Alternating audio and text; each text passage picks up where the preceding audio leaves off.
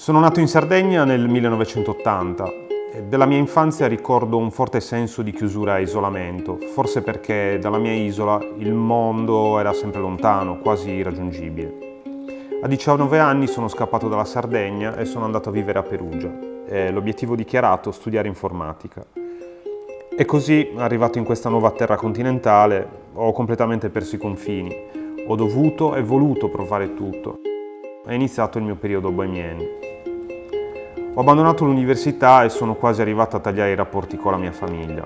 E vivevo spesso suonando per strada e girando l'Italia con quelli che sono tuttora i miei più cari amici e il mio compagno di vita a quattro zampe Eddie, che ha vegliato, paziente, forte e amorevole su di me.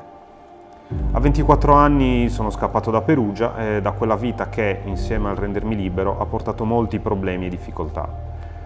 Sono tornato così in Sardegna. Ci ho messo un po' a ritrovarmi, avevo bisogno del giusto tempo. Nel frattempo i problemi con la mia famiglia si sono risolti e ho iniziato a fare i lavori più disparati, lavapiatti, call center, commesso. Mi sono così messo in riga e nella mia vita è arrivata Alessandra, la mia compagna.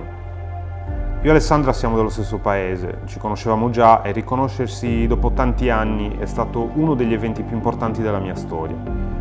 È stata lei ad avvicinarmi alla fotografia. Ho iniziato a lavorare così nei villaggi e lì ho capito che sarebbe potuto diventare un mestiere. Sentivo che in questo campo avrei potuto dare molto di me, ero bravo. È stata una bella sensazione. Nel 2009 io e Alessandra ci siamo trasferiti a Milano per studiare alla scuola di fotografia Bauer.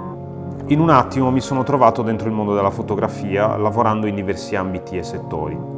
Sono state esperienze lavorative molto importanti per me e ad avere il più grande impatto sul mio futuro stile è stato il fotogiornalismo. In quel momento ho capito che potevo vivere della mia grande passione. Avevo l'opportunità di esprimere la mia visione del mondo, le emozioni e quelle altrui. Poteva diventare un lavoro. Che siano progetti artistici o commerciali, cerco sempre di creare una vera connessione emotiva con le persone che sono davanti al mio obiettivo. L'atto del fotografare viene dopo, prima c'è una persona e la sua storia.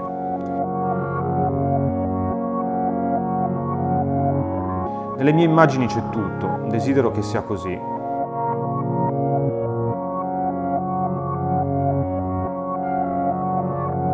Voglio che dalle mie fotografie emerga con forza la bellezza dell'essere umano che instancabilmente ricerco.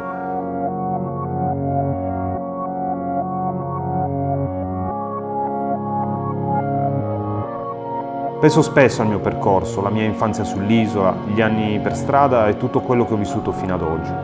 Ognuno di questi frame di vita mi ha reso la persona che sono e senza dubbio il fotografo che sono diventato. Mi sono specializzato in ritratti e foto di lifestyle e ogni mia immagine racconta una storia e una ricerca. Dietro ad uno scatto commerciale ce n'è sempre uno artistico. Ho iniziato a fotografare persone che sentivo simili, persone che la società considera diverse, un po' come mi sono sempre sentito io. Nelle mie foto cerco questo, una storia unica, vera e diversa, perché solo nella diversità siamo davvero tutti uguali.